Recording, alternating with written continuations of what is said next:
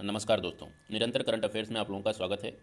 चलिए आज के करंट अफेयर्स की डिस्कशन की शुरुआत करते हैं मिसेज वर्ड प्रतियोगिता 2022 से। मिसेज वर्ड प्रतियोगिता विवाहित महिलाओं की सौंदर्य प्रतियोगिता है और यहाँ पर आप मिस वर्ड से कन्फ्यूज मत होइएगा। मिस वर्ड प्रतियोगिता और मिसेज वर्ड प्रतियोगिता ये दोनों अलग प्रतियोगिताएं हैं। मिसेज वर्ड प्रतियोगिता जो है ये विवाहित महिलाओं की सौंदर्य प्रतियोगिता है, ये ध्यान दीजिएगा।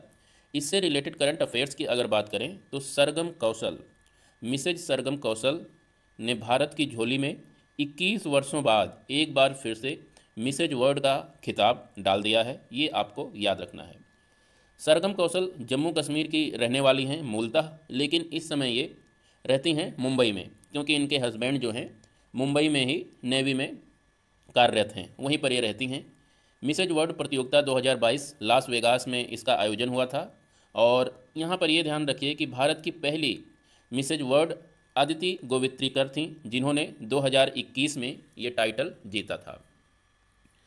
फीफा फुटबॉल विश्व कप 2022 की बात करते हैं तो यहाँ से आपको बहुत सारे इम्पोर्टेंट इन्फॉर्मेशन याद रखनी है। सबसे पहले फ्रांस को हराकर अर्जेंटीना ने 2022 फीफा फुटबॉल विश्व कप का खिताब अपने नाम किया है और ये इस बार तीसरी बार ये कप जीतने में सफल हुई है।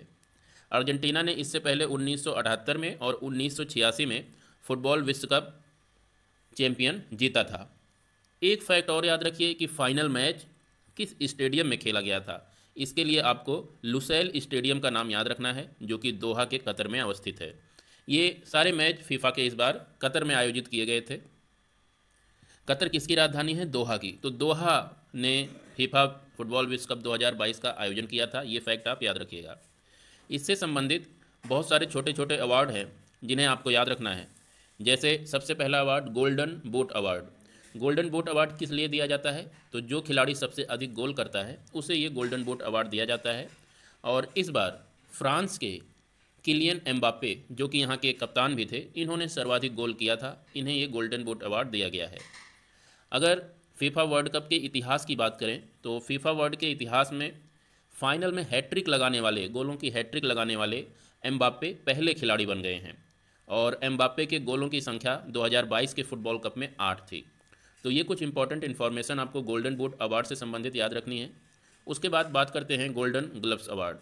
ये टूर्नामेंट के सर्वश्रेष्ठ गोलकीपर को दिया जाता है और इस बार का जो अवार्ड दिया गया है वो अर्जेंटीना के ही खिलाड़ी हैं, एमिलियानो मार्टिनेज। इन्हें इस अवार्ड से विभूषित किया गया है।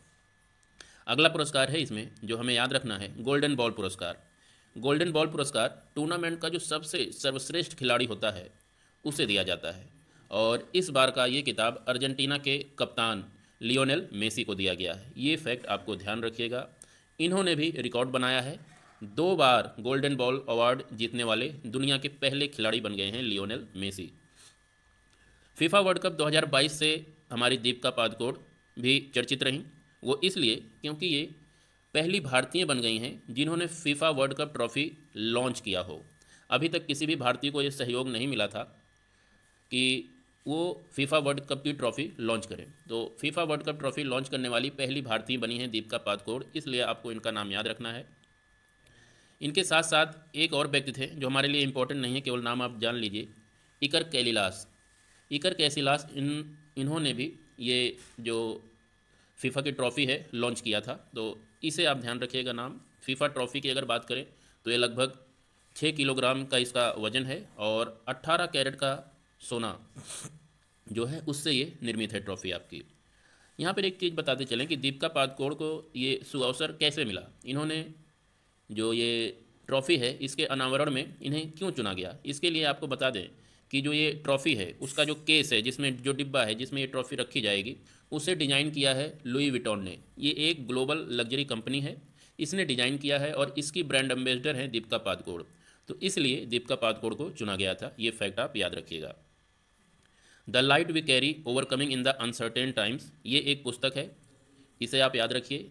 इस पुस्तक को रिलीज़ किया गया है और इस पुस्तक की जो लेखिका हैं वो मिशेल ओबामा हैं, जो कि भूतपूर्व राष्ट्रपति अमेरिका की ओबामा की पत्नी हैं। तो आप ये याद रखिएगा, the light we carry overcoming in uncertain times.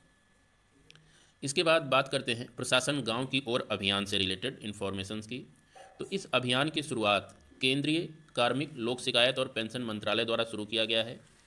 इस मंत्रालय के मंत्री डॉक्टर जितेंद्र सिंह हैं। ये आपको चीज़ें याद रखनी हैं। इसी अवसर पर इन्होंने सुशासन सप्ताह पोर्टल की भी शुरुआत की है।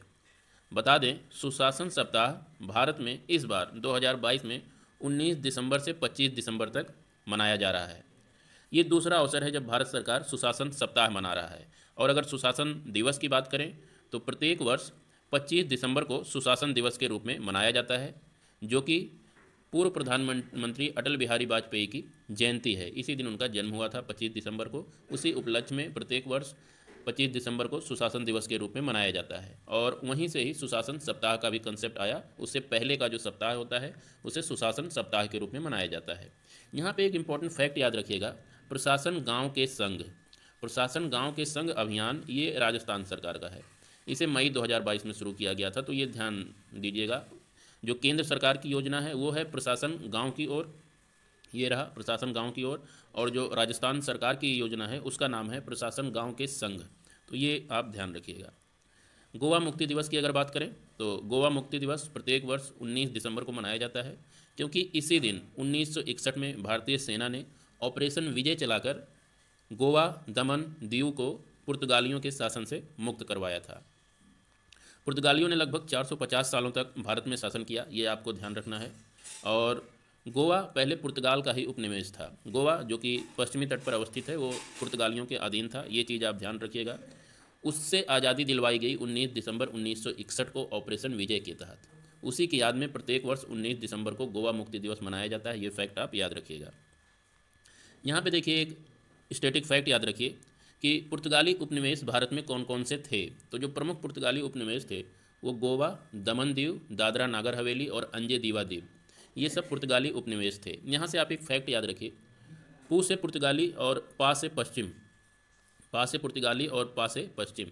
तो इस पश्चिम का मतलब है पश्चिम तट पर ही पुर्तगालियों के जो भी उपनिवेश थे वो पश्चिम तट पर ही थे अक्सर। तो ये सारे जो राज्य हैं, क्षेत्र हैं, ये सब पश्चिमी तट पर हैं भारत के। इस तरह से आप याद रखिए। सबसे पहले पश्चिम में आए भी थे, इस तरह से आप इस चीज़ को याद रखिए। बात गोवा की हुई है तो यहाँ से रिलेटेड कुछ स्टैटिक फैक्ट भी देख लेते हैं। राज्य का गठन 30 मई 1987 को हुआ था। 30 मई 1987 ये डेट आपको याद रखनी है। ये डेट, इस दिन गोवा को राज्य का दर्जा दिया गया था, ये फैक्ट आपको याद रखना है। और 1961 में जब ये पुर्तगालियों से आज़ाद करवाया गया तो ये केंद्र शासित प्रदेश के रूप में था और 1987 में इसे एक राज्य का दर्जा दिया गया। इसके बाद बात करते हैं इसकी राजधानी पणजी, सबसे बड़ा शहर वास्को द गामा, और राज्यपाल इस समय है PS श्रीधरन, मुख्यमंत्री प्रमोद सावंत, विधायिका यानी एक सदनीय है। और यहाँ पे ये संसद की सीटें आपको याद रखनी हैं, 12 से आप याद रख सकते हैं। 12 का मतलब 1 सीट राज्यसभा में, 2 सीट लोकसभा की हैं यहाँ पर। तो इस 12 से याद रखिए। ये यूपी PCS में काफ़ी बार पूछा जाता है। यहाँ के किसी भी प्रदेश की सीटें दे देगा 3-4 और उन्हें मिलान करना रहता है। तो गोवा से आप 1-2 याद रखिए, ये आपके लिए है। इसके बाद यहाँ की अगर उच्चतम बिंदु की बात करें तो यहाँ का जो सबसे ऊंचा बिंदु है वो सोनसोगोर पीक है, यहाँ की सबसे ऊंची चोटी है, ये याद रखिएगा। यहाँ के कुछ वन्यजीव अभ्यारण्य के बारे में बात कर लें तो सलीम अली पक्षी विहार, महादेवी वन्यजीव अभ्यारण्य, नेत्रावली वन्यजीव अभ्यारण्य, कोटीगांव वन्यजीव अभ्यारण्य, भगवान महावीर अभ्यारण्य, मोलेम नेशनल पार्क, ये सब संरक्षित क्षेत्र हैं जो गोवा में अवस्थित हैं, आपको याद रखना है। तो ये रहा आज का करंट अफेयर्स। कल फिर मिलते हैं, तब तक के लिए नमस्कार।